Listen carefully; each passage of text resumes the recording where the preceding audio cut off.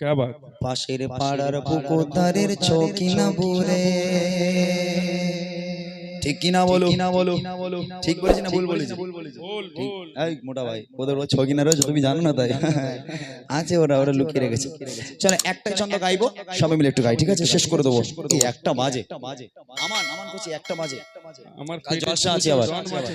আমার মনের ঘরেতে রেখেছি যারে, মনের ঘরেতে রেখেছি যারে, তু জাহানের বাদশা নবী কামিল বানারে, তু জাহানের বাদশা নবী কামিল বানারে।